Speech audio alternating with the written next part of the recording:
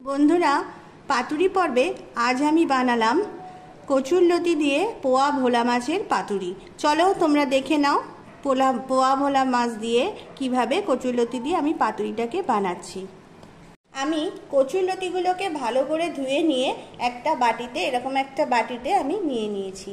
আর এর জন্য লাগছে সর্ষে বাটা, সর্ষের তেল, আর কাঁচা লঙ্কা বাটা, পোয়া ভোলা মাছ, আর হচ্ছে নুন, হলুদ আর কলা পাতা।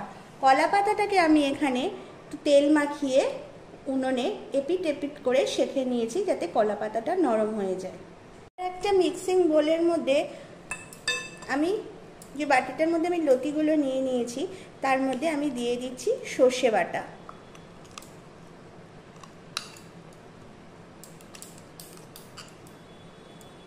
আর দিয়ে দিচ্ছি এখানে যে কাঁচা লঙ্কার পেস্টটা বানিয়ে নিয়েছিলাম সেই কাঁচা লঙ্কার পেস্টটা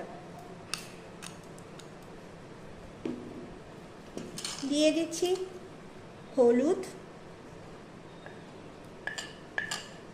আর নুন।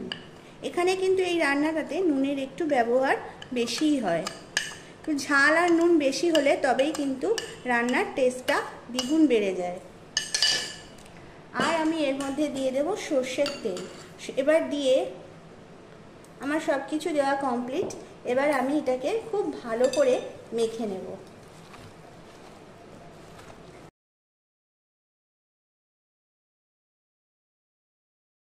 আমার এখানে সমস্ত কিছু দিয়ে মাখা হয়ে গেছে কচুরলতিটাকে। এবার আমি একে একে এর মধ্যে দিয়ে দেব মাছগুলো।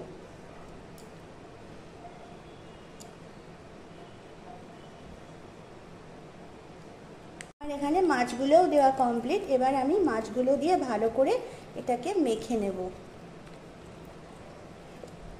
এমনভাবে মাখবো যাতে করে মাছের মধ্যে খুব ভালোভাবে নুন আর হলুদ আর সর্ষে বাটাটা ভালো করে এর গায়ে লেগে যায়। আমি এখানে একটা কড়াই বসিয়ে দিয়েছি, আমাদের কড়াইটা গরম হয়ে গেছে। এবার আমি এর মধ্যে দিয়ে দিচ্ছি একটা কলা পাতা। এবার আমি এর মধ্যে দিয়ে দেব এই কলা পাতাটা, দিয়ে আমি এবার একে একে খুব আস্তে করে এই মিশ্রণটাকে এর মধ্যে ঢেলে দেব।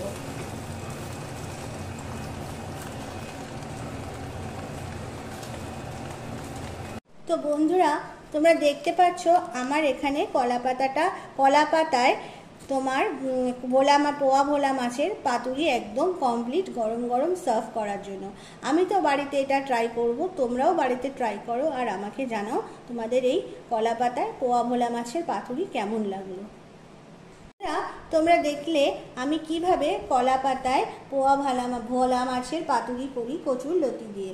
তোমরাও বাড়িতে এই রেসিপিটা ট্রাই করো আর আমি তো করবই, এবং তোমরা জানাও তোমাদের এই রেসিপিটা কেমন লাগলো। আজ এই পর্যন্ত, আসবো আরও একটা নতুন রেসিপি নিয়ে। ততক্ষণ তোমরা বাড়িতে এটা ট্রাই করতে থাকো। টাটা।